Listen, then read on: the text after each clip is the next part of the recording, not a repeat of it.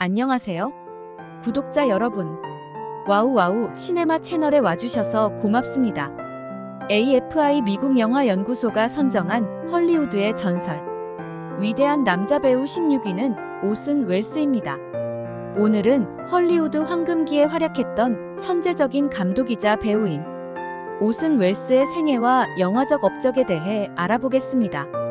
강렬한 연기력과 혁신적인 작품으로 영화 팬들에게 사랑받았던 그를 함께 만나보시죠. 조지 오슨 웰스는 미국의 배우이자 영화 감독, 영화 프로듀서, 각본가, 마술사였습니다. 영화, 라디오, 연극 분야에서 혁신적인 작품을 선보인 것으로 기억되는 그는 역대 가장 위대하고 영향력 있는 영화 감독 중 한 명으로 여겨집니다. 세계 영화사 최고의 영화 감독을 꼽을 때마다 빠지지 않는 거장 감독이자 당대 최고의 명배우 중 한 명입니다. 반면 생전에 유일하게 1946년 영화 이방인 한 편만 흥행에 성공하여 대중과의 소통은 실패한 비운의 대중예술가이기도 합니다. 그는 연극에 기반한 재능으로 영화계 다방면에서 활약하였으며 1941년에 자신이 감독, 제작, 각본, 주연까지 한 기념비적인 데뷔작 시민 케인 영화를 아카데미상 후보에 올리고 각본상을 수상하며 영화사에 길이 남을 걸작들을 만들어낸 전설적인 배우입니다. 시민 케인은 꾸준히 역대 최고의 영화 중 하나로 평가받아왔습니다.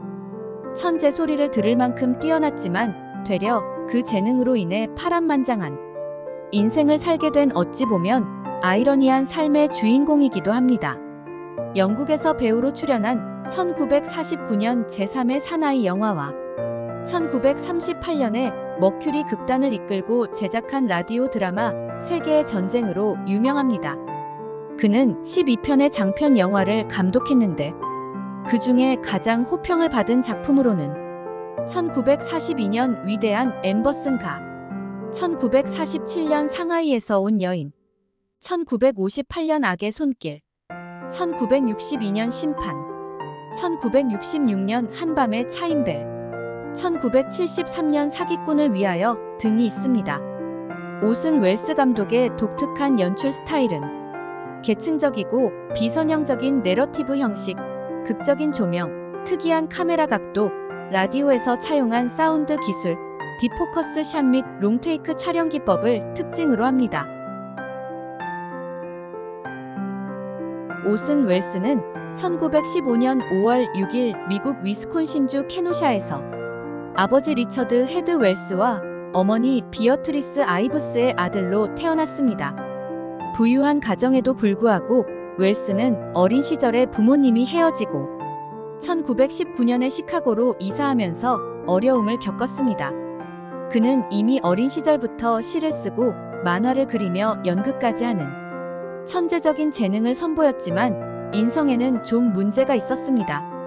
자신의 재능을 너무 믿어서였는지는 몰라도 남들을 깔보고 무시했다고 하는데 사실 인성에 문제가 있게 된 건 집안 어른들이 문제가 있었기 때문에 당연한 건지도 모르겠지만 아버지는 알코올 의존증에 이상한 발명이나 하는 사람이었고 할머니는 히스테릭한 성격에 오컬트와 마술에 심취해 있었습니다. 웰스는 이런 할머니를 경멸했다고 하는데 그러면서도 할머니의 영향을 많이 받아 웰스 본인 역시 평생 마술과 오컬트에 심취했습니다. 1926년 9월 15일 웰스는 일리노이주 우드스탁에 있던 비교적 당시로선 자유로운 분위기의 비싼 사립학교인 토드 소년 고등학교에 입학했습니다.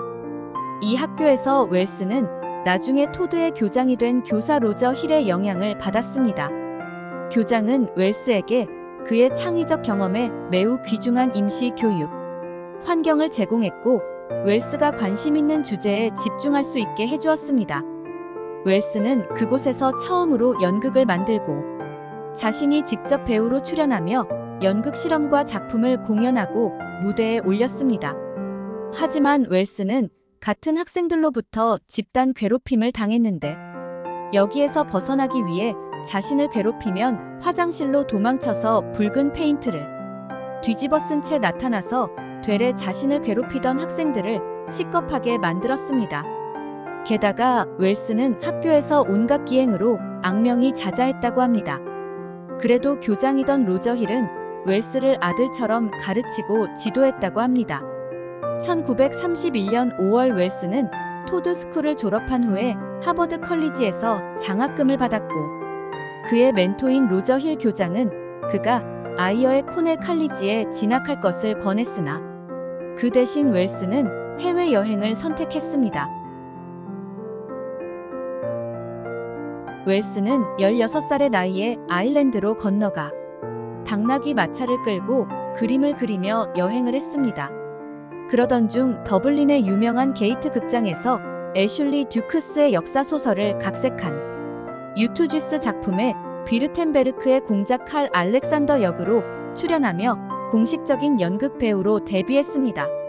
1932년 3월 웰스는 더블린의 애비 극장에서 서머싯 모엄의 더 서컬에서 공연했고, 영국 런던 연극계에 진출하고자 했으나 외국인으로서 취업 허가를 받지 못해 미국으로 돌아왔습니다. 웰스는 자신의 명성이 덧없다고 생각하고 토드 스쿨에서 엄청난 성공을 거둔 글쓰기 프로젝트에 착수했습니다. 토드 스쿨 연극 무대에서 좀 더 활동하다 방송국에서 라디오 드라마의 배우 겸 감독을 맡았고, 한편으로는 자신이 설립한 머큐리 극장에서 연극 배우로서의 활동도 계속 이어나갔습니다. 이때 시카고 사교계 명사이자 배우인 버지니아 니컬슨을 만나 결혼하고 단편 영화 더 하츠 오브 에이지의 공동 감독을 맡아 아내와 함께 출연했습니다. 1934년 웰스는 배우 겸 감독인 폴 스튜어트를 통해 CBS 라디오에서 첫 직장을 얻었습니다. 그해 여름 웰스는 일리노이주 우드스탁에 있는 오페라 하우스에서 드라마 페스티벌을 열었고, 더블린의 게이트 극장에서 온 미셸 맥리 암모이어와 힐튼 에드워즈를 초대하여 뉴욕 무대의 거장들과 함께 폴 메러디스 포터의 트릴비, 윌리엄 셰익스피어의 햄릿, 윌리엄 헨리 스미스의 더 드렁커드, 드미트리 메레콥스키의 차르 파벨 등의 작품에 출연했습니다. 또한 우드스탁에 있는 옛 소방서에서 첫 영화인 8분 분량의 단편 영화 더 하츠 오브 에이지를 촬영했습니다. 1929년 후반부터 1939년까지 세계를 강타한 대공황으로 미국 경제가 타격을 받고 많은 이들이 일자리를 잃은 가운데 미국 정부는 뉴딜 정책의 일환으로 경제 불황으로 타격을 입은 연극인들을 구제하고 대중들에게 문화생활을 보급하기 위한 차원에서 연방극장 계획 FTP를 추진했습니다. 이때 미국 정부는 웰스를 주목하고 그에게 FTP의 책임을 맡겼습니다. 웰스는 이때 불과 21살의 나이에 뉴욕 할렘가로 가서 흑인 배우와 제작진들과 함께 연극을 제작했습니다. 한편 아내 니컬슨의 제안으로 윌리엄 셰익스피어의 맥베스 연극을 19세기 악명 높은 IT의 황제 앙리 크리스토프의 궁전으로 배경을 옮겨서 무대에 올리게 되었습니다. 평론가들은 이런 시도에 불쾌했지만 오히려 대중들은 열광해서 큰 성공을 거두었습니다. 1937년 연방극장 프로젝트와 결별한 오슨 웰스와 존 하우스만은 머큐리 극장이라는 이름의 자체 레퍼토리 극단을 창립했습니다. 극장 이름은 반체 제적 잡지인 더 어메러컨 머크이어리의 제목에서 영감을 받았습니다. 머큐리 극장은 셰익스피어의 비극 율리우스 카이사르를 현대적으로 각색한 웰스의 작품인 카이사르로 개장했습니다. 카이사르는 더 슈메이커즈 할러데이와 함께 레퍼토리 극단에서 공연되었습니다. 그 후 1938년 하트브레이크 하우스와 당통의 죽음 작품이 계속 공연되었습니다. 이후에도 셰익스피어의 줄리어스 시절을 당시의 시대상을 담아 현대식으로 참신하게 각색해서 연출했습니다. 오슨 웰스는 당시 연출뿐만 아니라 본인이 직접 마르쿠스 유니우스 브루투스 역을 맡아 연기까지 했습니다. 이 연극을 올리면서 오슨 웰스와 머큐리 극단은 승승장구해 나가게 됩니다. 머큐리 극단의 인기로 웰스는 CBS의 라디오 방송에서 소설이나 연극들을 참신하게 재해석한 생방송 머큐리 극단을 방송하게 되었지만 청취자들의 반응은 별로 신통치 않았습니다. 이러자 장난기가 발동한 오슨 웰스는 대대적으로 청취자들을 끌어들이기 위해 1938년 10월 30일 허버트 조지 웰스의 SF 소설 더 워 오브 더 월즈를 각색한 화성인의 침공을 방송할 때 무대를 현대식으로 바꾸고 힌덴부르크호 참사를 연상시키는 뉴스 속보로 극을 시작해 웰스 자신이 마치 실제로 화성인을 목격한 사람인 것처럼 다큐멘터리 형식으로 박진감 넘치는 연기를 펼쳤습니다.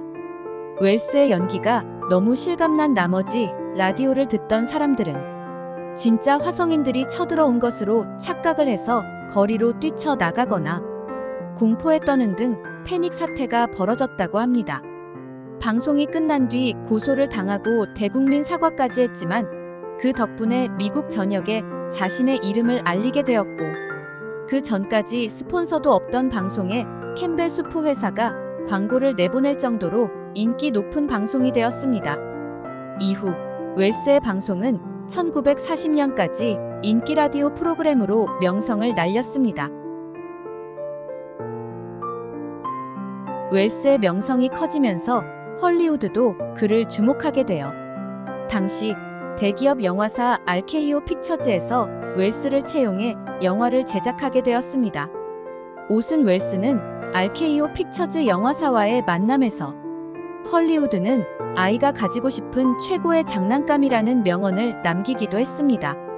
이에 RKO 영화사는 웰스에게 영화 제작을 맡겼는데 웰스의 재능을 시기하던 헐리우드 사람들은 웰스가 35살이나 되어야 감독이 될 거라며 비웃었지만 오히려 웰스는 RKO 영화사의 전폭적인 지지 속에 약관 20대 중반의 나이에 수십 년 경력의 최고 베테랑 감독이나 행사할 수 있다는 최종 편집권까지 받을 정도였습니다. 웰스는 당초 조셉 콜레드의 작품 어둠의 시면을 영화화하려 했으나 예산 부족으로 포기하고 대신 제작에 나선 게 영화 역사상 불후의 명작으로 오늘날까지 인정받는 시민 케인입니다. 이 영화는 1941년에 개봉한 오손 웰스의 최고의 걸작이자 영화사에서 가장 혁신적이고 영향력 있는 작품 중 하나로 평가됩니다. 언론 재벌의 성공과 몰락을 통해 미국 자본주의와 인간의 내면을 탐구하는 이 영화는 당시 영화적 기법의 한계를 넘어선 작품으로 이후 영화 제작에 큰 변화를 일으켰습니다. 당대의 유명한 신문왕 윌리엄 랜돌프 허스트를 모델로 그를 풍자하는 영화입니다. 감독 겸 주연이던 오슨 웰 이응스가 신문 재벌 역할을 맡았고 스토리는 그런 신문 재벌이 사치와 허영, 불륜 등에 빠지며 정치인까지 도전하는데 결국 선거도 패하고 회사도 망해서 비참하게 죽는 내용입니다. 이 영화는 오슨 웰스의 여러 혁신적인 연출 기법을 통해 영화 예술의 새로운 지평을 열었습니다. 촬영 감독 그레그 톨랜드와 함께 작업하며 배경과 전경에 있는 모든 요소를 동시에 선명하게 촬영하는 디프 포커스 기법을 사용했으며 카메라를 낮은 각도에서 촬영하는 로우 앵글 기법을 통해 주인공의 권력감을 시각적으로 표현했고 다양한 등장인물의 시점을 통한 플래시백 기법과 케인의 인생을 비선형적 서사 구조로 구성했으며 소리와 음악의 강약 조절을 통해 감정과 장면 전환을 강조하는 명암 대비가 강한 조명 기법을 사용해서 인물의 내면을 시각적으로 표현했습니다. 이런 혁신적인 기법들은 오늘날 영화 제작의 표준이 되었습니다. 그러나 이러한 참신한 연출 시도에도 불구하고 흥행에는 실패했습니다. 어처구니 없게도 1942년 아카데미 시상식은 시민 케인을 9개 부분의 후보로 지명했지만 정작 각본상 하나만 달랑 주고 말아서 이를 두고 아카데미 역대 최악의 실수라고 평하는 사람들이 많습니다. 어쨌든 걸작을 만들었음에도 흥행에는 실패해 오슨 웰스의 발언력은 약해질 수밖에 없었습니다. 이후 RKO 영화사에서 만들게 된 두 번째 영화 1942년 오슨 웰스가 감독한 위대한 엠버슨가. 이 작품은 부유한 엠버슨 가문의 몰락을 통해 인간관계와 시대적 변화를 묘사한 영화입니다.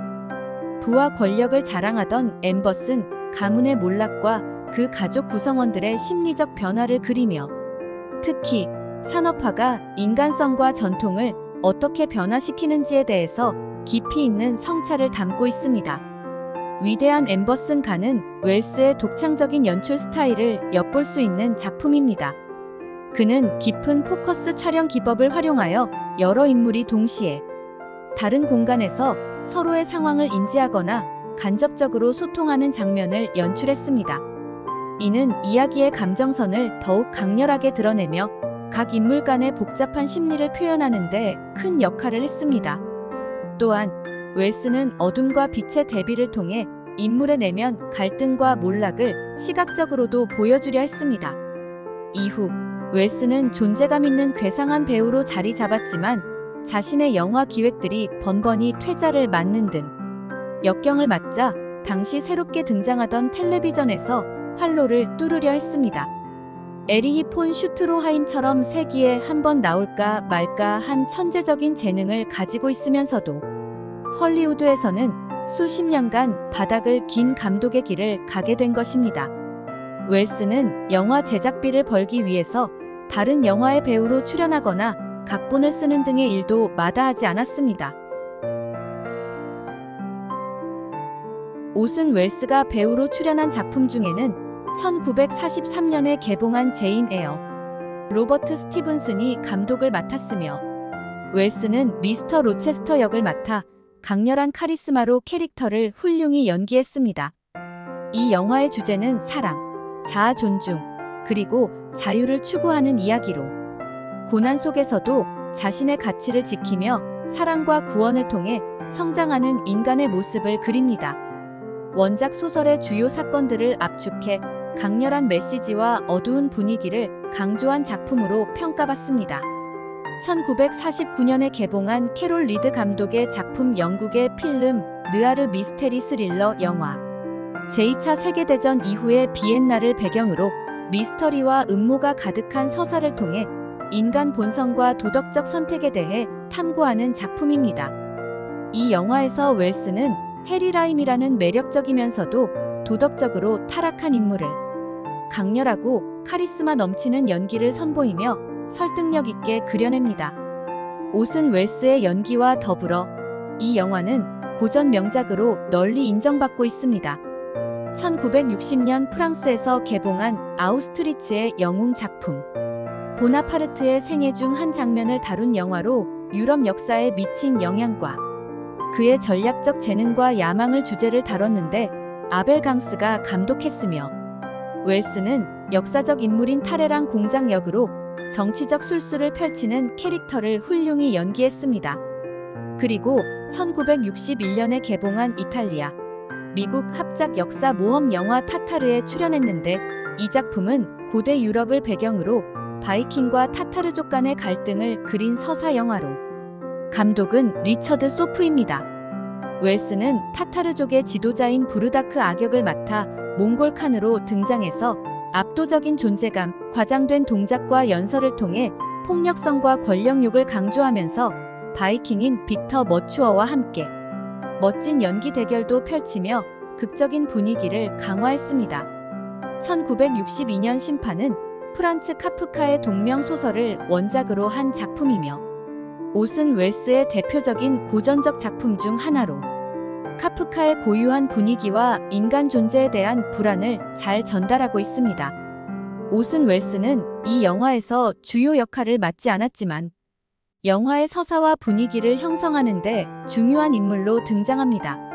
이 영화의 주제는 카프카 특유의 부조리와 권력의 억압을 다루고 있습니다.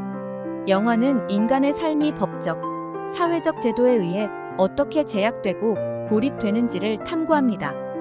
웰스는 이 영화에서 판사라는 중요한 역할을 맡았으며 그의 연기는 영화의 부조리한 세계를 더욱 강조하는 데 중요한 역할을 했습니다. 1966년 파리는 불타고 있는가? 브르네 끌레만 감독의 역사전쟁 영화로 제2차 세계대전 중 파리 해방을 배경으로 한 작품인데 파리의 마지막 전투와 독일군의 퇴각을 그리고 있습니다. 웰스는 영화에서 중요한 역할을 맡지 않았지만 강력한 독일군 장군을 연기하며 영화의 중량감을 더하는 중요한 요소로 작용합니다. 1967년 카지노 로얄은 미국 영화 블랙 코미디로 켄 휴즈의 6명의 감독이 연출하였고 오슨 웰스와 유명 배우들이 주연을 맡았습니다. 이언 플레밍의 동명 소설이 영화의 원작으로 정식 7시리즈에 포함되지 않는 작품입니다. 이 영화는 냉전 시대의 스파이 장르를 풍자하며 제임스 본드라는 캐릭터와 첩보 활동을 희화화합니다. 상징적인 캐릭터를 중심으로 코미디와 엉뚱한 상황을 통해 스파이 장르의 고정관념을 깨부수는 것이 주요 주제입니다. 웰스는 다소 가볍고 우스꽝스러운 면모가 있지만 웰스의 묵직한 존재감이 영화의 코미디적 톤에 균형을 더했습니다. 1970년 러시아와 이탈리아 합작 영화 워털루는 서사 역사 영화로 소련의 감독 세르게이 본다르추크가 연출했으며 나폴레옹 보나파르트의 마지막 전투인 워털루 전투를 중심으로 한 대작입니다. 전쟁의 장대한 스케일과 역사적 디테일을 재현한 작품으로 평가받고 있습니다. 오슨 웰스는 프랑스의 루이 18세 역을 맡아 짧은 출연에도 불구하고 그의 대사는 관객들에게 깊은 인상을 남깁니다. 1971년에 개봉한 클로드 샤브롤이 감독한 프랑스, 이탈리아 미스터리 영화 열흘간의 불가사의. 영화의 주제는 미래의 세계에서 발생하는 불가사의한 사건들과 가족의 비밀, 인간 도덕성의 모호함, 그리고 죄책감이 개인과 관계를 어떻게 파괴하는지를 탐구하는 것입니다. 오슨 웰스가 연기한 경찰관의 고독과 용기를 중심으로 전개되는 이 이야기는 흥미진진한 미래 세계를 배경으로 하며 깊이 있는 감정과 독특한 분위기를 통해 관객들에게 강한 인상을 남깁니다. 이 영화는 프랑스 누벨바그 감독의 세련된 연출과 오슨 웰스의 강렬한 연기력이 빛나는 작품으로 인간 심리와 도덕적 질문을 다룬 복잡한 미스터리로 평가받고 있습니다.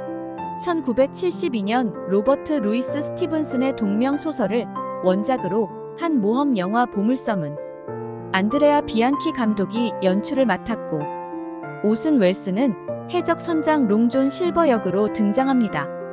이 영화는 탐욕과 배신 속에서 정의와 용기가 승리하는 이야기로 해적 세계와 보물을 찾기 위한 여정을 중심으로 한 스릴 넘치는 장면을 펼쳐 보입니다. 오슨 웰스는 해적 선장 역을 맡아 카리스마 넘치는 악역으로 강렬한 연기를 선보였습니다. 오슨 웰스는 영화사에서 가장 영향력 있는 감독 중 한 명으로 평가받고 있습니다. 그의 영화에 대한 열정과 헐리우드 시스템에 대한 복잡한 감정을 잘 보여줍니다. 그의 최고 걸작은 역시 시민 케인으로 당시로서는 헐리우드에서 누구도 시도하지 않았던 디포커스, 로키 조명, 역광 조명, 참신한 구도, 극단적 클로즈업 등 영상면에서 대단히 파격적이고 이채로운 방법들을 구사해 만들어진 것들이었습니다. 오슨 웰스가 구사한 파격적인 시도들은 오늘날에 와서는 일반적인 영화의 제작 기법으로 통용되고 있습니다.